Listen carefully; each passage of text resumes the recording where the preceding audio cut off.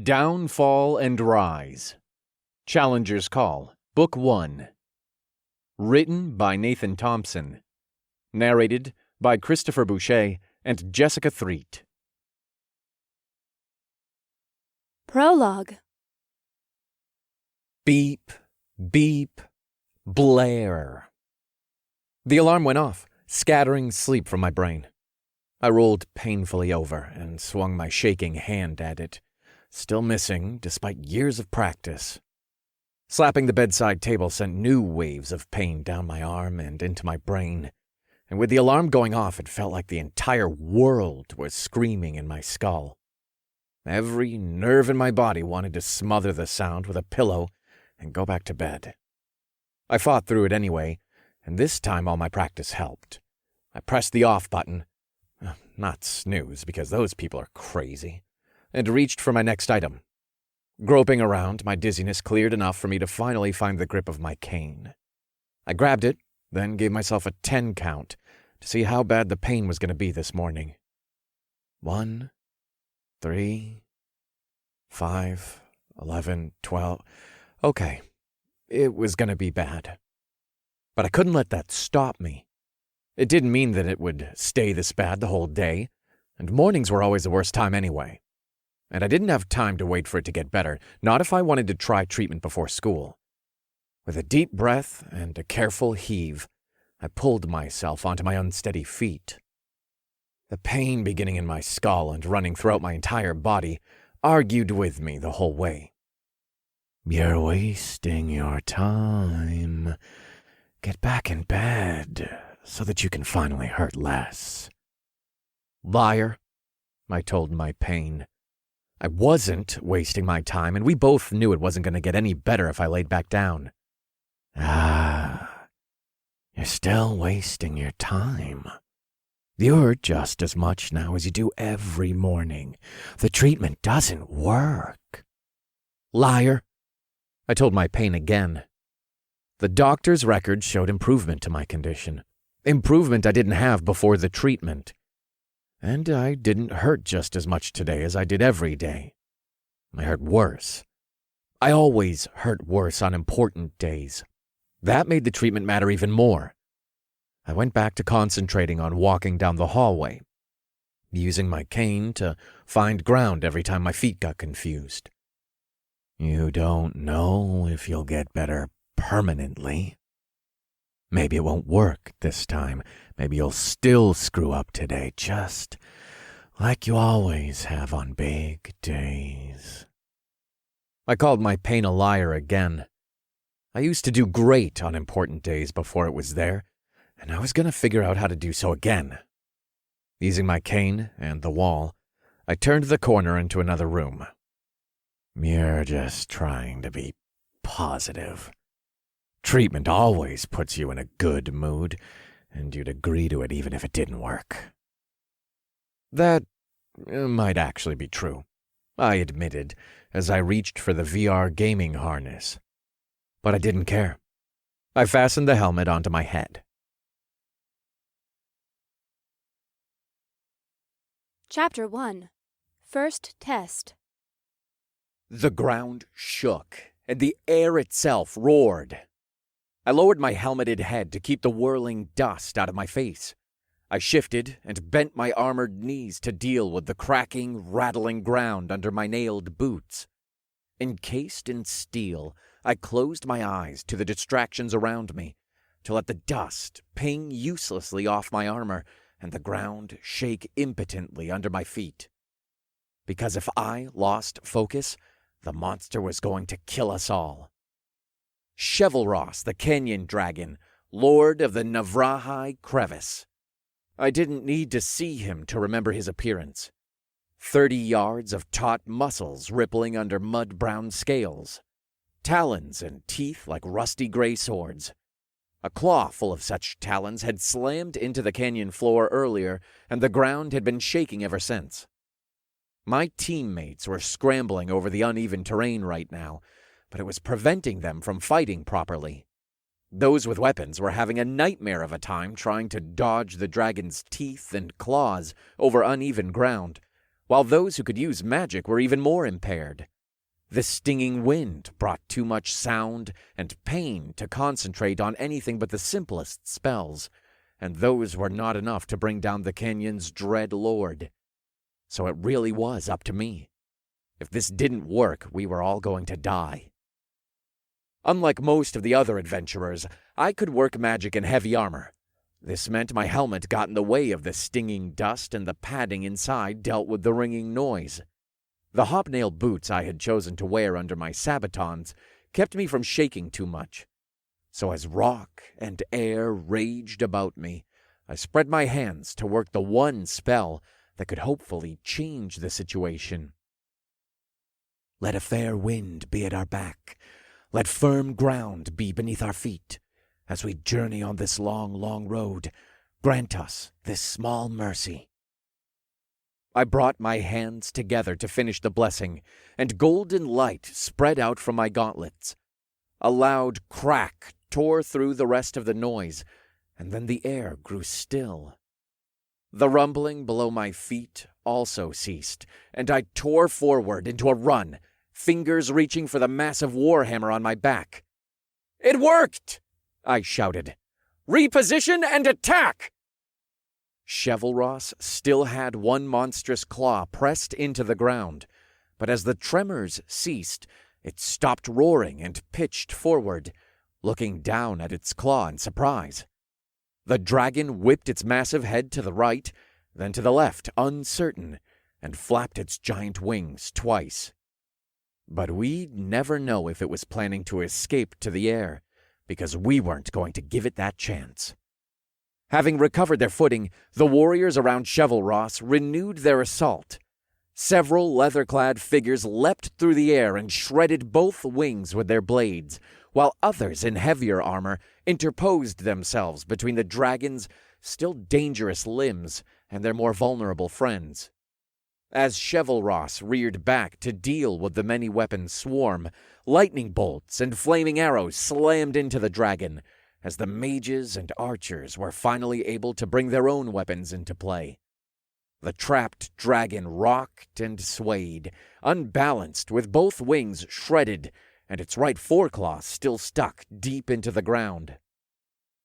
In another moment of inspiration, I slammed my own hammer down onto Chevalros's trapped claw, then onto the dragon's elbow, over and over, until I could hear its bones crunch. Chevalros howled impotently while collapsing on 3 legs, stubbornly trying to rise back into a standing position. As its neck fell close to the ground, a leather-clad form darted across it, spinning and whipping his short, glowing blades all across the dragon's sinuous, less armored throat. The howl turned into a whimper as arterial spray gushed from the red dagger lines my companion had left in his wake. Chevalros gave a final shudder, and then its remaining appendages gave out and collapsed to the ground in a giant cloud of dust. The survivors gathered around it let out a throaty cheer. Attention! Chevalros the Canyon Dragon has been slain by the Grey Companions and the following ungilded players. Paladin Player Farron. This is a server first. Congratulations to the players who have unlocked this achievement. And because we were the first people to kill this monster on any of the game's servers. Attention! Chevalros the Canyon Dragon has been slain by the Grey Companions and the following ungilded players. Paladin Player Farron. This is a world first. Congratulations to the players who have unlocked this unique achievement. Other updates scrolled across my interface, including the fact that I had finally hit max level. I had been trying to remain cool up to this point, but the fact that I had reached 70 on a raid boss caused me to crack a smile. Raid bosses, especially ones that had never been killed before, were usually only attempted by at least 20, usually 40 max-level players. The fact that I had not done so, and still played such a factor in its death, was huge news, and I pumped a fist into the air so hard I worried I might somehow break my VR gear. The rogue that had landed the finishing blow came up behind me and slapped me hard on the shoulder. The Australian player nearly blew out my eardrum with his enthusiasm. "Congrats, mate! Congrats!" Skyblade X shouted. "You are officially now one of the top 20 badasses in Heroes Unbound." Thanks, Sky," I said with a wince. "Great kill move on the boss, by the way." "Kill move nothing," Sky replied, still shouting. "We beat the thing and it was because of you. You found a way to fix a freaking earthquake. How the hell did you figure that out?"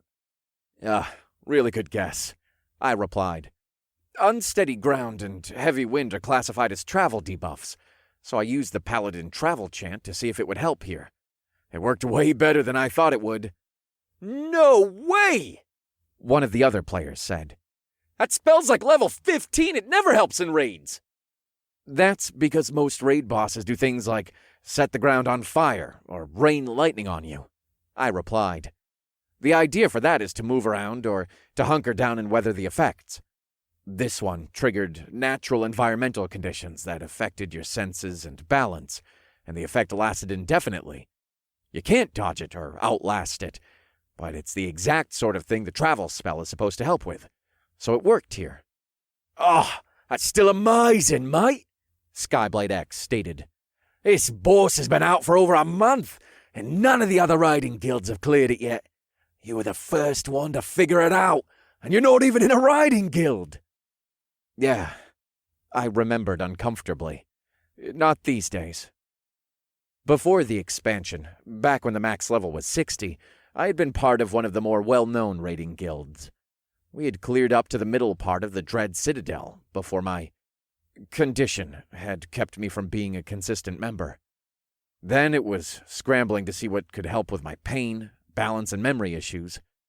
I had tried to keep in contact with the guild, but the treatments had become too frequent for me to be involved, and since I was embarrassed at the time, I just told them I was leaving for health reasons that I preferred not to explain. And I still didn't prefer to explain them, and Sky knew it, so he gave it an awkward smile and left it at that. "Well, congrats again, mate," he repeated. "If nothing else, this sure as hell shows you've still got it." "Thanks, man," I replied, grinning again because I was truly grateful. "And thanks everyone for coming to raid with me this morning. This was the only time I could make it." "Pshaw," Sky sputtered. "It's 7 p.m. over here in Australia. Silly American. The only inconvenience for us is just not to eat dinner so early." "Well, I appreciate it all the same," I replied. "You're the only guys that play with me these days." "Hi, this is really sweet and all, but can we loot now?" the tank asked. His name was Turtle Pants. He had managed to keep the dragon's attention focused almost entirely on him for the entire fight, despite the horrible beating he had taken during the process. Great player. Terrible name. "Yeah, let's go for it," I said as Sky nodded to Turtle. I was ready for a change of conversation anyway. This is a world first, so he's got to have some pretty special treasure, right? Every single monster in this game carried treasure, and raid bosses always had the best treasure. Everyone knew that. You kill things, then you take their stuff. Bad advice for real-world living, but it's how you get ahead and have fun in Heroes Unbound. Aragonus, the loot master, the player in charge of making sure everyone got a fair shot at the treasure, knelt by the lootable corpse and began inspecting it. "Let's see," he began. "The Canyon Dragon's Aegis, a shield with really good defensive stats. I'll take it." "There you go, Turtle. Congrats on cementing your role as the monster abuse magnet." "Damn straight," Turtle replied. Everyone else just smiled and nodded uncomfortably. These days, when games were designed to actually let you feel a tiny fraction of your character's pain through the neural link in the complex VR harness, people who wanted to hold a monster's aggression were considered to be a little strange. Necessary and appreciated, but not quite understood. "Anyway," Aragonus continued, "there's also some ancestral foot wraps, leg gear with a boost to intellect and mana regeneration. Do you want them, Triumph?" "Nah," Triumph said with typical Aussie good nature. "Give him to Fartisan. That'll be bigger boost for him."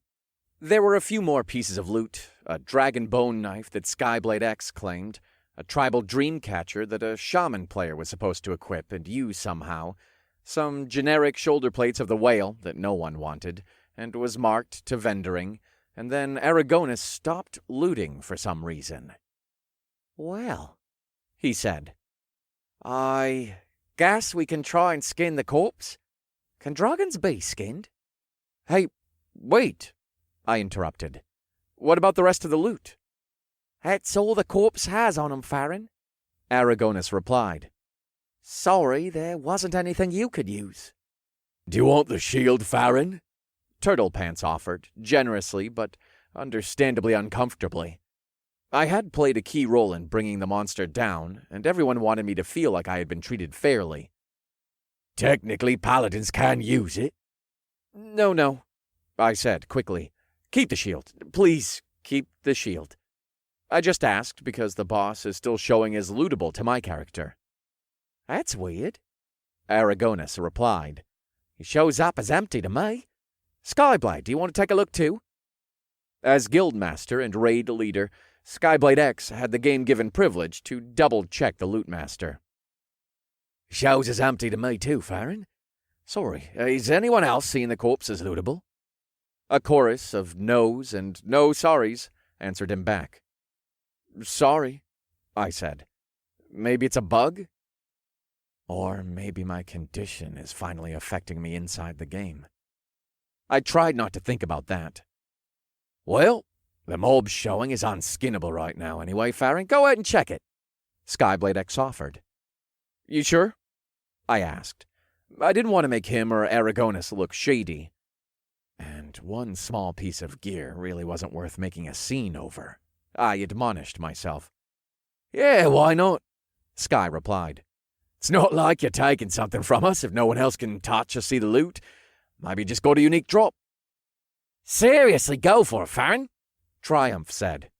"You figured out how to kill the thing. None of us care if the game rewards you for it." The rest of the guild echoed Sky and Triumph, so I walked up to the corpse and activated the looting sequence. Again, something only the loot master and raid leader should be able to do. "You have to tell us what you get, though," Turtle shouted. "And if it's cake you have to share," Fatizan yelled. "Especially if it's magic cake." "Or beer! Yes!" That started off a chant faster than I had thought possible. "Beer! Beer! Beer!" The entire guild took up the chant. I laughed and just focused on getting through the abnormally long looting sequence. Someone began drumming. The beer chants faded just enough for me to be heard. "Ancient weathered handle." Silence. "That's not beer," someone pointed out. A couple people chuckled. But looking back, I think most of the Aussies really were half expecting me to deliver on virtual beer. "Congrats?" Sky half offered, half asked. "Maybe?" I half answered. "No stats on it, and it's unequipable. Says it's trash-level loot." The guild groaned in sympathy. "But also unique," I finished. The groans turned from sympathetic to confused. "Doesn't that mean you can't give it away or destroy it?" Sky asked. "I think so," I replied, trying to move the item to a trade window, and sure enough getting an error message. Yeah, I'm stuck with it." "That doesn't make sense," Triumph said, and he was right. The game had, for all appearances, rewarded my world-first kill of a supposedly unbeatable monster with an item that I could neither use nor get rid of. Gotta be a quest item somehow, I decided, and most people agreed with me. Not sure how I start the quest with it, though. There's no description to it. "Maybe you can tag it to an NPC," Skyblade X offered, an NPC being a non-player character. "Yeah, maybe," I replied, though I had no idea which NPC would want it. But I need to go get ready for school now." Have fun with that, mate. We're all going to a local bar for some real beer, then log on to the forums and brag to the Koreans that they don't have the #1 writing guild anymore. Hey, lay off! Turtle Pants shouted. My grandmother's Korean. Well, she doesn't have the #1 writing guild anymore now, does she? Sky shot back. Or any Aussie bear? Fatizan taunted. Like hell she doesn't. She can outdrink all you bastards. Smiling, I left my Australian friends to celebrate and began to log off, reflecting on my accomplishments. Because if I can handle a 90-foot-long dragon here, I can surely handle my own body out there. Logging off in 30 seconds. Thank you for playing Heroes Unbound. The world went black and then bright again. The throbbing headache that had left me when I crawled into the harness returned. And this time, it coupled with the disorientation of leaving the simulated world of the game. I waited a few moments for part of the dizziness to pass. Then I began to remove my VR helmet and harness, wincing as my eyes were re-exposed to normal light. I heard my mother shouting from across the house. She wanted me to wake up and get ready for school, unaware that I was way ahead of her. I stumbled into the bathroom to shower and freshen up for the day. As I pulled my way around the bathroom counter, I used the bathroom mirror to look over myself. I looked a little different than I did back before my condition developed. My once vibrant red hair had faded slightly, supposedly due to pain and stress. I was still tall and lean, but my muscle tone had taken a toll, and they sagged visibly. At least to me, I had no idea what other people saw. As always, my hands and feet trembled slightly.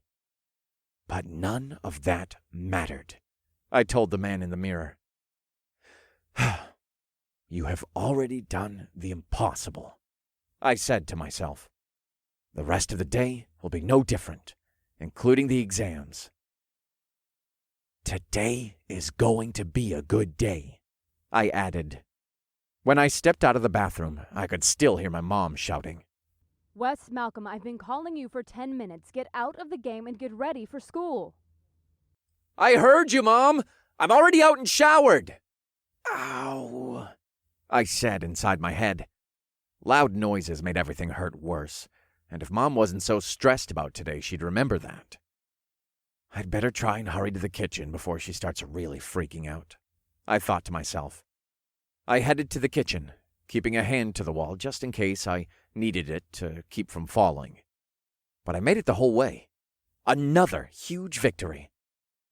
Today was going to be a good day.